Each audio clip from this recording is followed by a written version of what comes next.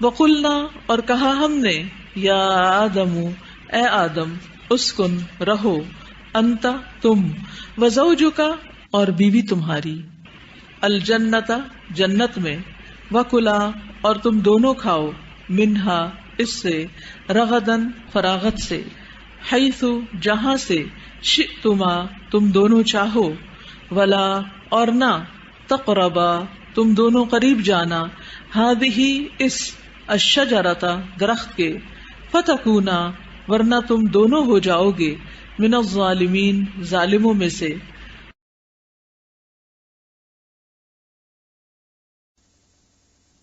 وقلنا اور کہا ہم نے یا آدم اے آدم اسکن اسکن سین کاف نون سکن. اس سے ملتا جلتا اردو کا کوئی لفظ بتائیے. سکون. سکون کا معنی کیا ہوتا ہے؟ ٹھہر جانا. ہلنے جلنے سے تو سکون نہیں ہوتا نا. چاہے دل میں اضطراب ہو وہ بھی بے سکونی ہے، اور فزیکلی اگر کوئی ہل جل رہا ہے تو وہ بھی بے سکون ہے. بعض اوقات بچے ہائپر ہوتے ہیں نا، ہلتے جلتے رہتے تو آپ انہیں یہ تھوڑی کہہ سکتے ہیں کتنا پرسکون بچہ ہے. اسی طرح ہمارے اندر بعض اوقات بے چینی لگی ہوئی ہوتی ہے، کوئی اندر ہل جل ہو رہی ہوتی ہے تو اس کو بھی سکون نہیں کہتے. ٹھیک ہے، تو اسکن سکون سے رہو، یعنی مفہوم کیا ہے؟ رک جاؤ، ٹھہر جاؤ، سکون پاؤ. انتا تم وزوجکا اور تمہاری بیوی. زوج کس کو کہتے؟ بیوی کو. زے واو جیم. الجنت جنت میں.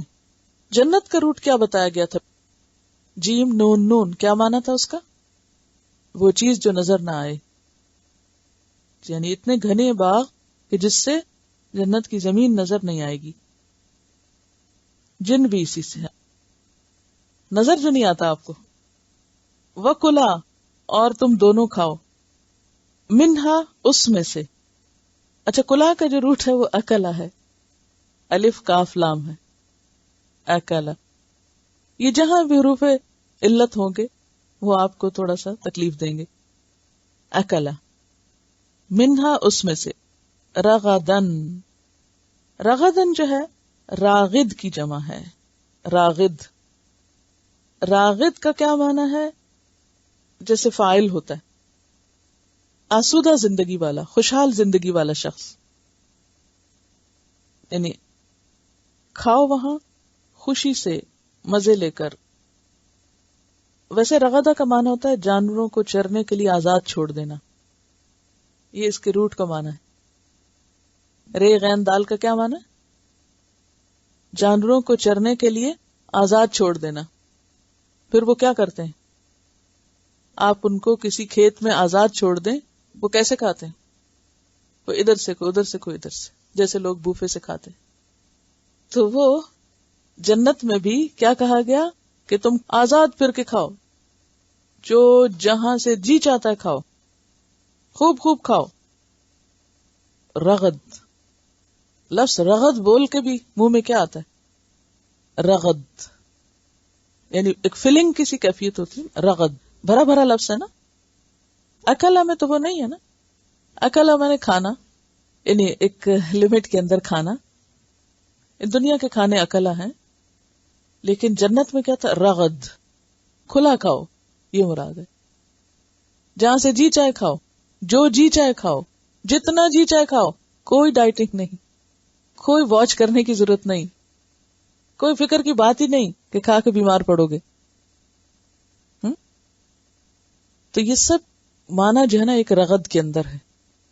رغد عربی میں مرغدہ باغ کو بھی کہتے ہیں، مرغدہ. تو رغدن خوب، جی بھر کے. اصل میں صرف ایک لفظ سے اس کا ترجمہ نہیں ہو سکتا رغدن کا، تو یہ سارا پیچھے کانسیپٹ ہونا ضروری ہے.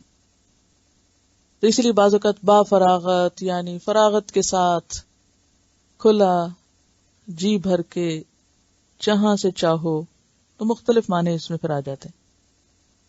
حیثو جہاں سے. شئتما. شئتما کا روٹ جو ہے وہ شے ہے.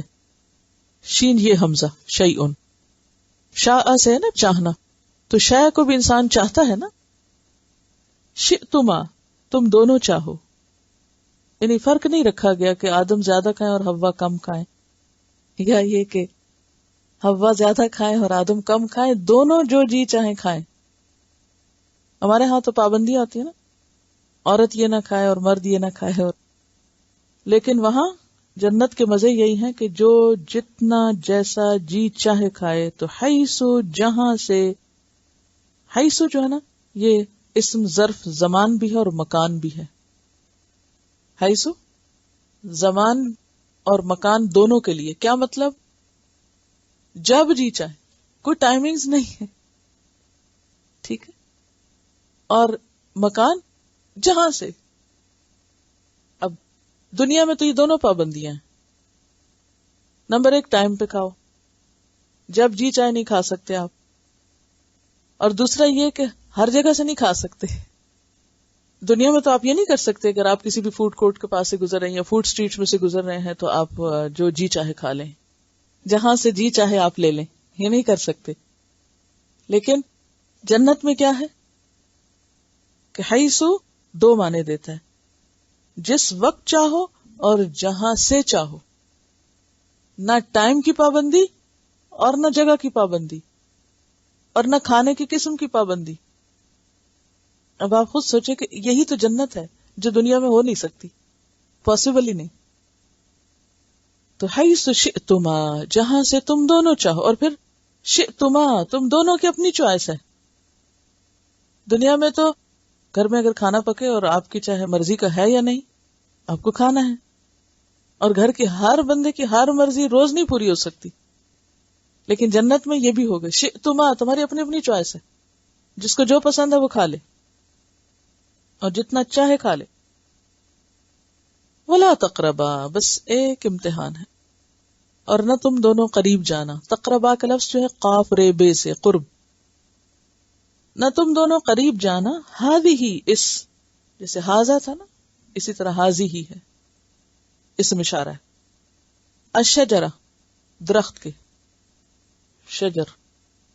فتکونا تو ہو جاؤ گے تم دونوں، من الظالمین ظالموں میں سے. ظالمین کس کی جمع ہے؟ ظالم کی. روٹ کیا ہوگا؟ ذو لام میم ظلم. ظلم کا کیا معنی ہوتا ہے؟ کسی کو اس کے حق سے محروم کرنا. اور اس سے پیچھے روٹ کا جو معنی ہوتا ہے نا، ظلم کی جو اصل ہے وہ کیا ہے؟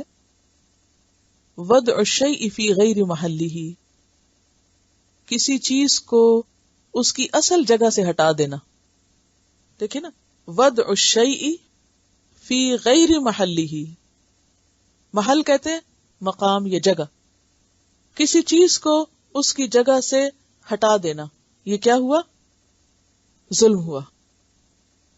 مثلا ٹیلی فون کو میز پر رکھا جاتا ہے، عموماً زمین پر نہیں.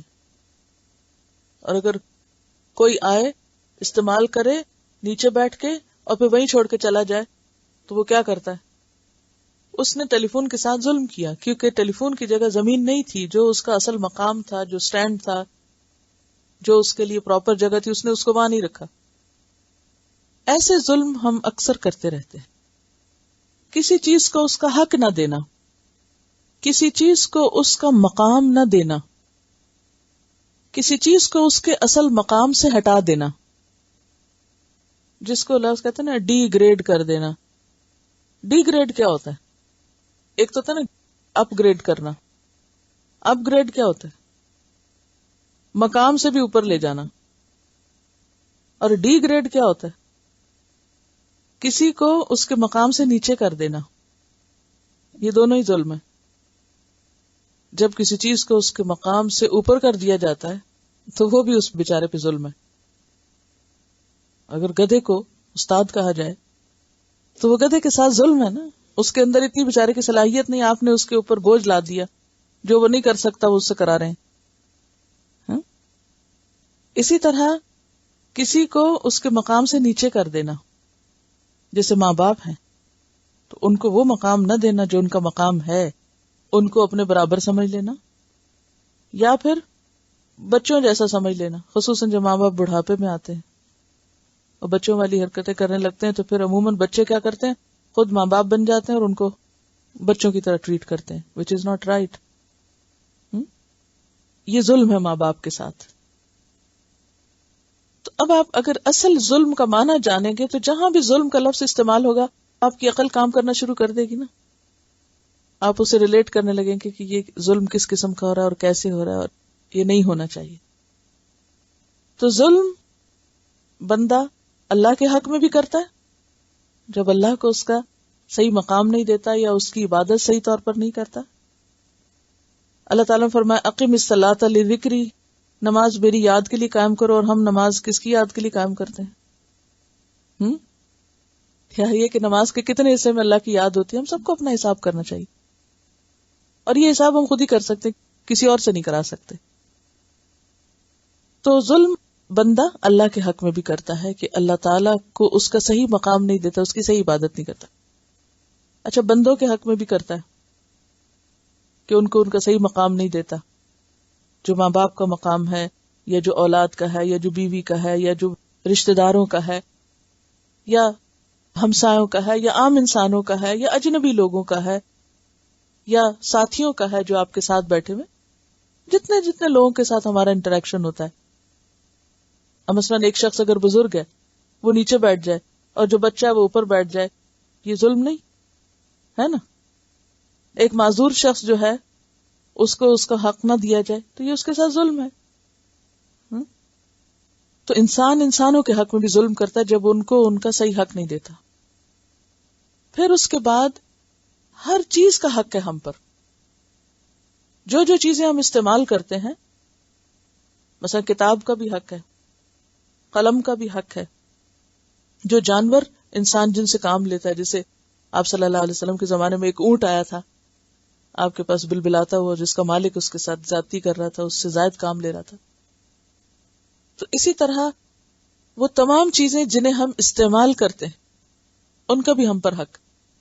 مثلا یہ کچھ لوگ والز پہ لکھنا شروع کر دیتے ہیں، یہ اس کے ساتھ زیادتی. تو کسی بھی چیز کو اگر اس کا حق نہ دیا جائے کہ جس چیز کو جہاں رکھنا چاہیے وہاں نہ رکھا جائے تو اسی کے ساتھ ظلم ہو جاتا ہے. تو ظلم جو ہے یہ ایک عام لفظ ہے اور معنی کیا ہے؟ کسی چیز کو اس کا حق نہ دینا یا کسی چیز کو اس کی اصل جگہ نہ رکھنا. حق نہ دینے کے اوپر مزید وضاحت کیا ہے؟ کسی چیز کو اس کے اصل مقام پہ نہ رکھنا. تم اس درخت کے قریب نہ جانا ورنہ تم ظالموں میں سے ہو جاؤ گے. اور وہ ظلم کیا ہے کہ یہ درخت کھانے کے لیے نہیں ہے، اور اگر تم نے کھا لیا تو کرو گے تو اس پہ ظلم. تو انسان جب کسی پہ ظلم کرتا ہے تو دراصل کیا کرتا ہے؟ اپنے آپ پہ کرتا ہے نا کہ نہیں؟ جب اللہ کا حق نہیں دیتا، جب بندوں کا نہیں دیتا، جب چیزوں کا نہیں دیتا. مثلا انسان اپنے مال پہ بھی ظلم کرتا ہے، اسے فضول چیزیں خریدتا رہتا ہے، تو وہ نقصان کس کا ہوتا ہے؟ پھر جب آپ فضول خرچی کرتے ہیں تو نقصان کس کا ہے؟ آپ کا اپنا نقصان ہے. اگر اپنے پین کو صحیح طور پر استعمال نہیں کرتے کس کا نقصان؟ ایک کاغذ پہ لکھنے کی جو دیوار پہ لکھیں گے تو دوبارہ کاغذ پہ لکھنے قابل نہیں رہے گا، آپ نے غلط جگہ استعمال کی. اسی طرح اپنی انرجیز کو غلط استعمال کرنا، اپنی انرجیز کو غلط استعمال کرنا، یہ کیا ہے؟ اپنے ساتھ ظلم ہے نا. اپنی آنکھوں کا غلط استعمال، اپنے ہاتھوں کا غلط استعمال، اپنی زبان کا غلط استعمال، اپنے وقت کا غلط استعمال، یہ تمام چیزیں ظلم میں آتی ہیں. اور بیسیکلی اس کا نتیجہ خود انسان پر ہی پلٹتا ہے. وَقُلْنَا يَا آدَمُ اسْكُنْ أَنْتَ. اب تیسری نعمت یا تیسری فضیلت جو ملی وہ کیا ہے کہ ہم نے آدم سے کہا کہ اے آدم اسکن انت وزوجک الجنہ، کہ تم اور تمہاری بیوی جنت میں ٹھہر جاؤ. اسکن کا کیا معنی؟ ہمیشہ کے لیے رہنا مقصود نہیں. اسکن کا معنی ہوتا ہے ٹھہرنا، ساکن ہونا. تم ٹھہر جاؤ. جنت میں رہ جاؤ. وَكُلَا مِنْهَا رَغَدًا، اور کھاؤ اس میں سے جتنا جی چاہے. حَيْثُ شِئْتُمَا، جہاں سے اور جب بھی تمہارا جی چاہے. حیث اسم ظرف زمان ہے اور مکان بھی، جو کہ ظرف ہے اس لیے دونوں مانے، یعنی جس وقت جی چاہے، جب چاہے، جہاں سے چاہے. وَلَا تَقْرَبَا هَٰذِهِ الشَّجَرَةَ، اور اس درخت کے قریب نہ جانا. اب آپ دیکھیے کہ ہر نعمت امتحان ہوتی ہے. ہم عام طور پر یہ جملہ بولتے ہیں جیسا کہ قرآن پاک میں آتا بھی ہے، وَنَبْلُوكُمْ بِالشَّرِّ وَالْخَيْرِ فِتْنَةً، کہ شر اور خیر دونوں ہی امتحان ہوتے ہیں. اور یہاں نعمت کی شکل میں امتحان ہو رہا ہے کہ اتنا کچھ ملا اور کہا کہ اس میں سے بس اس ایک درخت کے پاس نہ جانا. وَلَا تَقْرَبَا هَٰذِهِ الشَّجَرَةَ، اور آپ یہ بھی غور کر رہے ہوں گے کہ تمام خطاب آدم اور حوا دونوں کو ہے. اگرچہ پکار کر آدم علیہ السلام ہی کو مخاطب کیا گیا، یا آدم، لیکن ساتھ ہی اس کو انت و زوجک اور باقی تثنیہ کے صیغوں میں برابر دونوں سے خطاب. تو اس سے یہ بھی پتہ چلتا ہے کہ اسلام کے جو احکامات ہیں وہ صرف مردوں کے لیے نہیں، یا صرف عورتوں کے لیے نہیں، دونوں کے لیے، کیونکہ یہ روز اول سے دونوں کو ہی مخاطب کیا گیا. وَلَا تَقْرَبَا هَٰذِهِ الشَّجَرَةَ، اس درخت کے قریب مت جانا. فَتَكُونَا مِنَ الظَّالِمِينَ، ورنہ ظالموں میں شمار ہو گئے. اور ظلم کے بارے میں آپ صبح تفصیل سے پڑھ چکے ہیں. تو ظلم کیا ہے؟ یہاں بنیادی طور پر ظلم کا معنی کیا ہے؟ اللہ کے حکم کی نافرمانی کرنا، یعنی ظالمین سے مراد یہاں نافرمان ہے، کہ تم پھر اللہ کے نافرمان لوگوں میں شامل ہو جاؤ گے. کیونکہ ظلم کسی چیز کو اس کی اصل جگہ سے ہٹا دینا ہے، کسی کی حق تلفی کرنا ہے، خواہ وہ بندوں کے حق میں ہو، خواہ وہ اللہ کے حق میں ہو، خواہ وہ وسائل کے حق میں ہو. جو اللہ نے انسان کو چیزیں دی ہیں ان کا غلط استعمال بھی. اور فساد کا اصل سبب بھی یہی ہوتا ہے. جب انسان اللہ کی نافرمانی کرتا ہے تو وہ بھی فساد میں ہے، بندوں کے حقوق مارتا ہے اس سے بھی فساد ہوتا ہے، اور وسائل کو غلط استعمال کرتا ہے تو اس سے بھی فساد ہوتا ہے. اور الٹیمیٹلی اس کا نتیجہ یا اس کا نقصان خود انسان پر ہی پلٹتا ہے. ظالم دراصل اپنے اوپر ہی ظلم کرنے والا ہوتا ہے، خود کو نقصان دینے والا ہوتا ہے. وَلَا تَقْرَبَا هَٰذِهِ الشَّجَرَةَ فَتَكُونَا مِنَ الظَّالِمِينَ، تو اس درخت کے پاس نہ جانا ورنہ ظالم ہو جاؤ گے.